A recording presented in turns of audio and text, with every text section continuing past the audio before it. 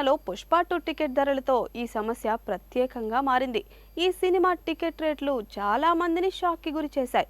అయితే ఈ క్రమంలో ప్రేక్షకుల అభిప్రాయాలను విస్మరించారని ఆందోళన వ్యక్తం చేస్తున్నారు.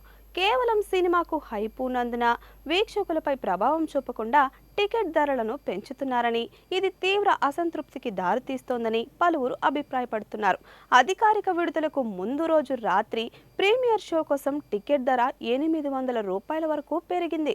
అసలు టికెట్ ధరలు ఇప్పుడు మల్టీప్లెక్స్ స్క్రీన్పై ఆధారపడి ఒక్కో టికెట్కి 1,150 నుండి 1,350 వరకు ఉంటాయి. తదుపరి 4 రోజులకు సింగిల్ స్క్రీన్ టికెట్ ధరలు 380గా నిర్ణయించబడ్డాయి.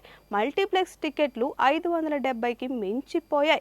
పుష్ప 2కి దేశవ్యాప్తంగా ఉన్న విపరీతమైన క్రేజ్ను కొట్టిపారేయాల్సిన అవసరం లేదు.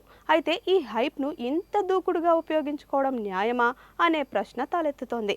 బాహుబలి, త్రిబుల్ ఆర్, కల్కి వంటి భారీ బ్లాక్ బస్టర్ చిత్రాలకు కూడా టికెట్ ధరలు ఈ మేరకు పెంచనే లేదు.